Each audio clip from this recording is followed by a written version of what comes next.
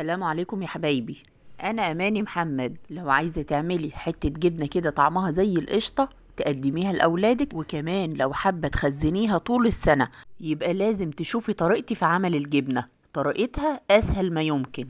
عايزه افكركم، دي الجبنه اللي عملناها مع بعض الشتاء اللي فات، عملناها سوا مع بعض خطوه بخطوه، وكمان قلتلكم على طريقتي في تخزين الجبنه. السنه اللي فاتت خزنا برطمانين جبنه سوا، وصورتلكم كل برطمان لما جيت افتحه، وكنت منتظره انزل الفيديوهات بتاعه فتح الجبنه دي لما اعمل جبنه كمان السنه دي واخزنها معاكم. لكن الحقيقه ان السنه دي مع ارتفاع الاسعار كمان انا مش عارفه اجيب لبن فلاحي. والحقيقة ان الناس اللي كنت بشتري منهم اللبن السنة اللي فاتت باعوا المواشي بتاعتهم، أعزكم الله. وحاولت كتير الحقيقة علشان ادور على مصدر تاني اشتري منه لبن فلاحي، لكن والله ما لاقيه خالص، ومفيش قدامي غير اللبن اللي بيتباع في المحل، وبصراحة ما بيعجبنيش قوي. وادي الجبنة اللي خزناها سوا، وده كان اول برطمان فتحته، وكنت عاملاه السنة اللي فاتت في شهر 2 شهر فبراير. وده شكل الجبنة بعد ما فات عليها شهرين ونص. وركزي معايا بقى من بداية الغطا ما شاء الله فتحناه زي الفل. لما اجي اطلع الجبنة من البرطمان لازم اضغط عليها لتحت ضغطتين، لان الجبنة بتبقى ماسكة في بعضها، ولما تضغطي عليها ضغطتين وتنزليها في الشرش وتسيبيها تطلع لوحدها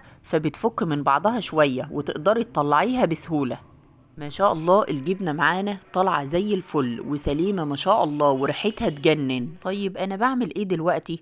انا بطلع الجبنة دي كلها من البرطمان علشان ارصها في علبة واشيلها في التلاجة. ما ينفعش بقى اني افتح على البرطمان واخد منه قطعة بقطعة واغطي البرطمان واركنه على جنب، لا ما ينفعش، لان لو سبتيها بره التلاجة ممكن تبوظ منك لا قدر الله. فافضل طريقة وكمان امن طريقة ان احافظ بيها على الجبنة تقعد معايا اطول فترة ممكنة هي ان ارصها في علبة تلاجة نظيفة زي ما انت شايفة كده، واحط عليها شوية من الشرش الموجود في البرطمان بحيث انها تكون متغطية بالشرش تماما، واغطيها واسيبها في التلاجة. حطيها بقى على رف التلاجة وسيبيها واركنيها ونسيها خالص، وخدي منها على قد استعمالك. وعايزة اقولك بقى حتة جبنة طعمها تحفة، طعمها تحفة.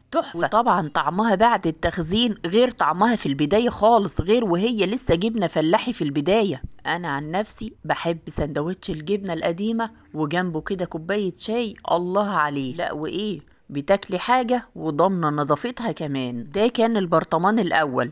اما البرطمان التاني بعد ما خزنت الجبنة سبته 5 شهور، يعني انا هفتح عليه دلوقتي بعد ما فات عليه 5 شهور. كنت بفتح عليه يوم 8/7 والجو يومها كان حر جدا، ويمكن يكون ده واضح على شكل البرطمان. شايفة السمنة اللي بتنزل من الجبنة لونها اصفر في البرطمان ازاي؟ اكبر دليل بقى على نجاح الجبنة بتاعتنا هو نظافة غطا البرطمان. شايفة الغطا ما شاء الله نضيف زي الفل ازاي؟ وكل شوية اجيب لك غطا البرطمان واقول لك شوفي الغطا نضيف ازاي. شايفين الغطا نضيف ازاي؟ شايفين الكيس ما شاء الله زي الفل من ناحيتين زي الفل اهو. هاخد بقى السمانة اللي على الوش دي كلها كده، الدسم بتاع الجبنة كده بيبقى سايح لان الجو حر جدا، فهنقصه علشان اعرف اطلع الجبنة من البرطمان. والقطعة دي مهمة قوي قوي يا جماعة، زي ما قلت لكم قبل كده في فيديو التخزين لازم تعملوها. وهنطلع الكيس ده كمان.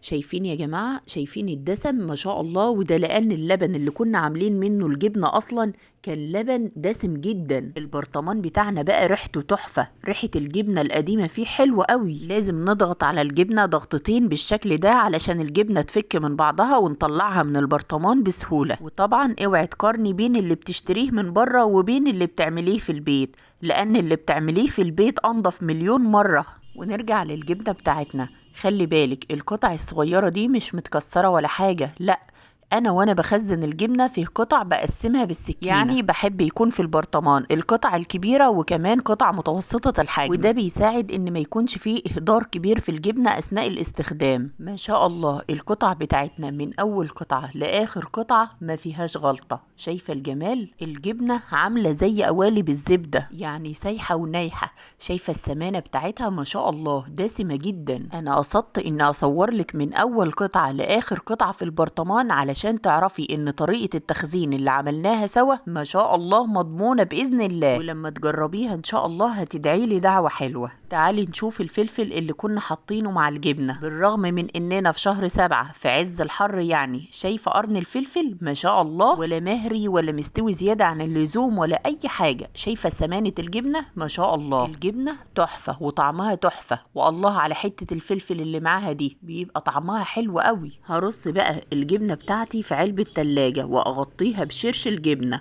وزي ما قلتلك انا ما بسيبهاش بره التلاجة، مجرد اني بفتح عليها البرطمان انقلها في العلب واغطيها بشرش الجبنة واقفل عليها بكيس واغطيها كمان بغطا العلبة واشيلها على رف التلاجة وتخلص براحتها بقى. هتقعد معاكي اطول فترة ممكنة ولا هيجرالها اي حاجة وهي في التلاجة باذن الله. وافتكريني بقى وانت بتاكلي حتة جبنة ملهاش مثيل، طعم خرافي، طعم تحفة، احلى جبنة قديمة هتدوقيها.